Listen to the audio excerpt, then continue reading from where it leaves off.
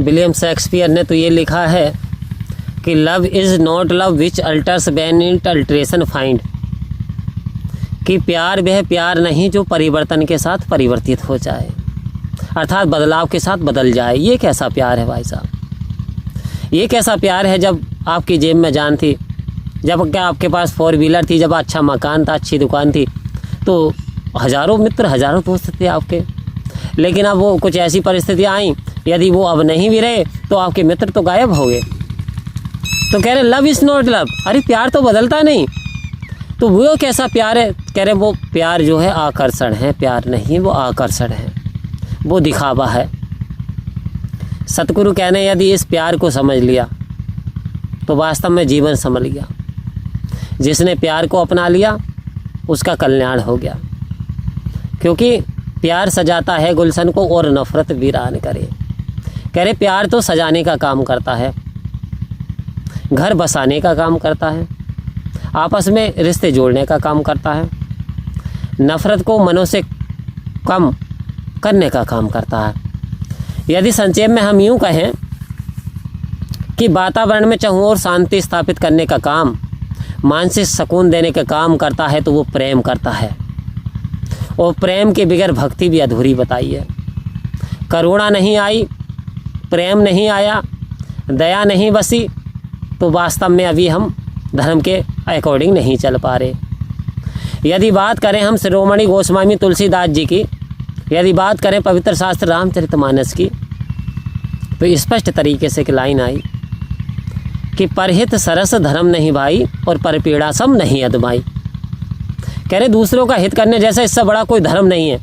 यदि आप धर्म की बात करते हो तो आप सबसे बड़े धर्मी हो यदि आप दूसरे का भला मांगते हो, भला चाहते हो, भला करते हो, भला सोचते हो, और यदि दूसरे का हित करते हो तो इससे बड़ा कोई अधर्म भी नहीं है। किसी प्रकार का हित करते हो तो इससे बड़ा कोई अधर्म भी नहीं, अधर्मी हो। तो कह रहे हैं, सतगुरु कह रहे हैं कि पोथी पढ़ पढ़ युग भयो, पोथी पढ़ पढ़ युग भयो और पंडित भयो न कोई, 2.5 अक्षर प्रेम के सो पढ़े सो पंडित होए। कह रहे हैं चाहे कितने वेद शास्त्रों को पढ़ लो, कितने चतुर्वेदी बन जाओ, लेकिन यदि इस तरीके को ना जाने, जीने का सलीका ना आया, जीवन में प्यार ना बसा, जीवन में ये 2.5 अक्षर ना बसे, तो वास्तव में जीवन नहीं संभलेगा। आओ संत महात्माओं, जीवन संभलेगा कब? सतगुरु कह रहे हैं, कह रहे ज्ञान कर्म में ढल जाए तो जीवन का श्रृंगार बने। कह रहे ये जो तुझे ज्ञान सतगुरु ने दिया, ये दिव्य ज्योति दे दी, ऐसी ज्योति दे दी, एक तरफ तू सारा जीवन रख देगा, एक तरफ ब्रह्म ज्ञान को रख देगा, तो ब्रह्म ज्ञान का पल्लड़ा भारी बैठेगा तेरा, क्योंकि जीने का तरीका सतगुरु ने सिखाया। ये जो आत्मा तेरी भटक रही थी, जो 83 को 84 को काट करके आई, जो बंधनों में पड़ी हुई थी, ये सतगुरु की दया कृपा दृष्टि से ही ये जीव आत्मा बंधन को पार कर सकता है, बंधन टूट सकते हैं, मोक्ष की प्राप्ति हो सकती है। क्योंकि मोक्ष कृपा जो होती है वो सतगुरु की कृपा से, आपके चाहने ना चाहने से कुछ नहीं होता। क्योंकि मेरा काम है तेरा नाम लेना और तेरा काम है गिरते हुए को थाम लेना। और ये भी कहा इस जीव ने कि मुझ में तुझ में बस भेद यही, मुझ में तुझ में बस भेद यही, मैं नर हूँ तू नारायण है, अरे मैं हूँ संसार के हाथों में, संसार तुम्हारे हाथों में। आओ संत महात्माओं, यानी ये जो जीव आत्मा है ये परमात्मा का रूप है, लेकिन फिर भी कह रहे हैं ये जो अपना जीव है इसे अर्पण कर देना है सतगुरु के समक्ष। अपने मैं मेरी के मान को, इस अभिमान को, इस अहंकार को दूर हटा देना है। ये अहंकार जो है एक वहम है। कैसा वहम है? आज इंसान उठ उठ के दौड़ लगाता है, उठ उठ के दौड़ लगा रहा, रातों में नहीं सो पा रहा, चकाचौंध में, माया भी चकाचौंध में। तो संत महात्मा कह रहे हैं जिस धन की खातिर तू मानव उठ उठ दौड़ लगाता है, सतगुरु की यदि सेवा कर ले स्वयं ही दौड़ा आता है। कह रहे हैं यदि संत महात्माओं की सेवा कर ली, सतगुरु के वचनों पर चल लिया, तो ये तो स्वयं दौड़ दौड़ करके आएगा।